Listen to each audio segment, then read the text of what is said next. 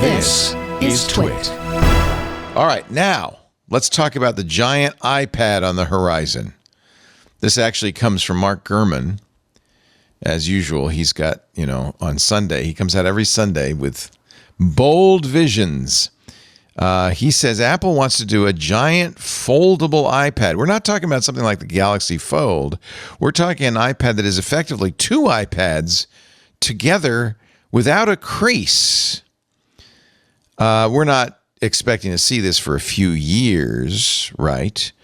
He does say the company's been honing the product for a couple of years now, is aiming to bring something to market around 2028. They don't want to, I don't know how you do this without a crease. So far, nobody has been able to. Samsung, Google, nobody's been able to. Prototypes of this new product within Apple's industrial design group have a nearly invisible crease, he writes. But it's too early to tell if Apple can get rid of it altogether.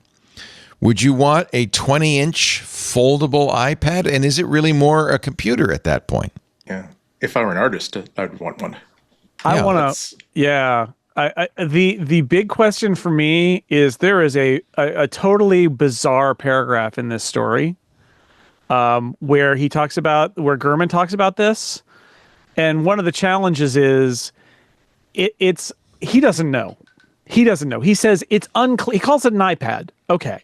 But then he says it's unclear what operating system it will run, which is sort of like, what does that mean? So yeah, it's not yet clear what operating system the Apple computer will run, but my guess is that it will be iPad OS or a variant of it, whatever that means. I don't believe it will be a true iPad Mac hybrid. Okay. But the device will have elements of both. Okay. That's kind of sounds like a hybrid, Mark, but okay. The key is guess. The key. By the time 2028 rolls around, iPad OS should be advanced enough.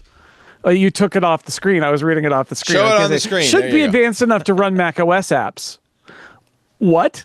But also makes sense to support iPad accessories like the Apple Pencil. Okay, so is he like? I really have questions about should be advanced enough to run Mac OS apps on iPad OS, because that is not something that's been reported before and is very intriguing to me, right? Like, wait a second. And then he says, well, it might not be a hybrid, but it might have elements of both, which also, what does that mean? So I think when he phrases this as an iPad, but there was another supply chain rumor a little while ago that said that they were making a foldable device that was a laptop.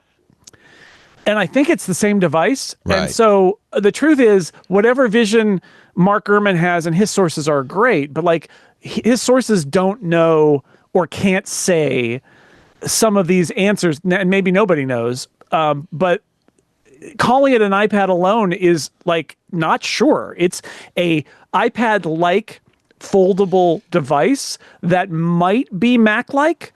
If it's not a Mac, it might be iPad-like, but not an iPad, which is really interesting. And maybe it is a hybrid-ish device that is like kind of like an iPad, but also can run Mac OS stuff. I don't know. It's really weird, really mysterious. He does point out that there are Windows devices already today that do something like that, including Lenovo Yoga. Sure, but Apple doesn't. I mean, this is the question: is like, what does Apple want to do here? Because Apple's got everything, right? They've got an OS that is a tablet. They've got an OS that is a desktop computer that could be used in a laptop.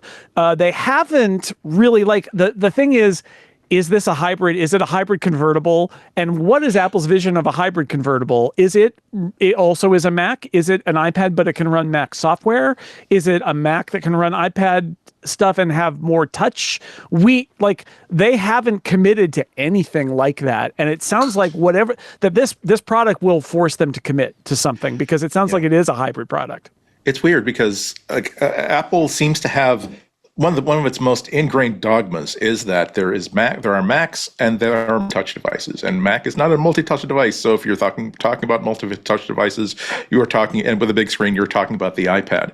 And I agree with you. There's a lot of weird stuff, and if it weren't Mark Gurman talking about this, maybe I would file this to the back of the drawer.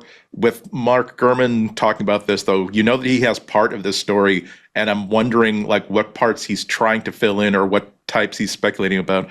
The idea of if you have the information, hypothetically, that Apple is developing a device that is a foldable touchscreen that is the size of two iPads, or the size of a 13-inch screen, let's say, that fold in half to create like one thing. Okay, so what is Apple building this?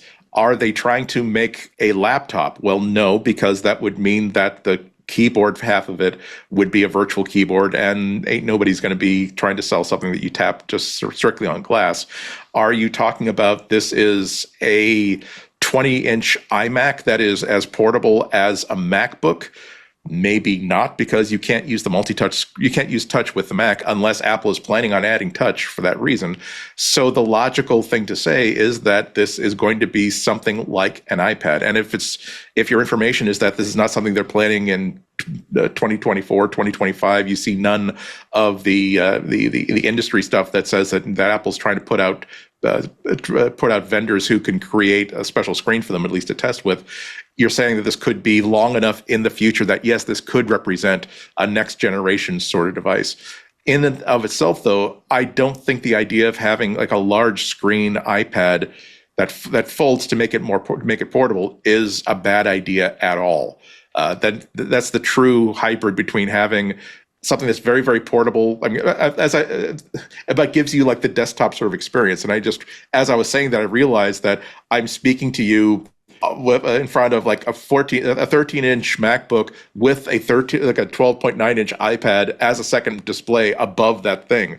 That's so basically, I'm obviously very, very primed to think that this is a good thing to have. You're already there. Yeah. So, and again, I'm sure that anyone who is using the iPad for art, of which there are many, many people, a lot of cartoonists, the idea of having like a 19-inch, 20-inch like work tablet canvas, right, would be a very, very big deal. But that's the area in which like the ditch in the middle would be a very, very big problem. For other people, it wouldn't be that much of a problem, but for that person, it would be. Yeah, notably, the two images that they include in this Bloomberg article have hinges. The Microsoft Courier, and the Lenovo Yoga 9i both have hinges. So it's not a continuous screen. I think the most important caveat here is it's Mark with his sources saying they've been working on something for years.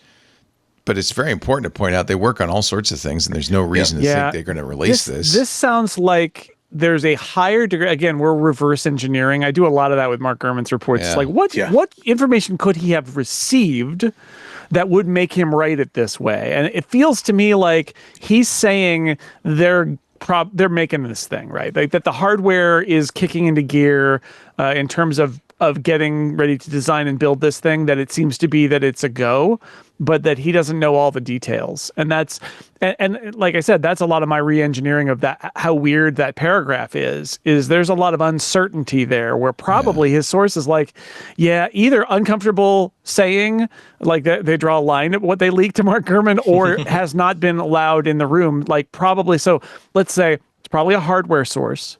The hardware source either doesn't know or knows that they've tried a bunch of stuff and doesn't know what they've settled on, if they've settled on anything. And so they can say, we're building this thing. It's probably an iPad, but I don't know, might have some Mac-like things in it. And then he has to run with that. But it does sound like this is a piece of hardware that Apple is going to build, even though we are talking about several years out now. Yeah. And we don't know what operating system or what it would look like. I don't think it's that much of a stretch to say you could run Mac OS apps on an iPad. You can run iPad apps on a Mac. It would be a lot more overhead in iPad OS, but you could do it, and you could even use a virtual machine to do it and have a virtual Mac that's running in the background, sort of like old classic mode on Mac OS when they went from 9 to 10, where you actually have like there was a little, in classic mode when they went to Mac OS 10, there was a virtualized Mac OS 9 that just ran in the background and apps appeared. And you could totally do that if you wanted to do that. Apple could do that today if they wanted to. So, They call it coherence mode when you're running Windows on a Mac. Exactly. Same idea, right? It's a different OS, but it basically kind of layers in, and it isn't too weird. It's a little weird, but it's better than that. And honestly, I think this is one of the existential questions about the iPad is if you're pushing touchscreens into places like this thing, do you want to invest in taking iPad OS that much further, maybe? Or since you've already developed Mac OS, do you say...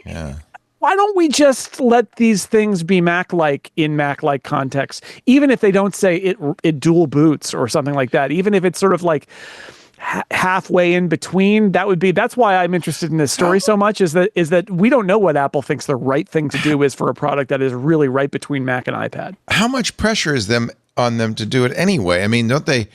I've seen some people cynically say, well, they sell twice as many products. I think it was Mark Gurman who said Tim Cook likes it that most people who have Macs also have iPads.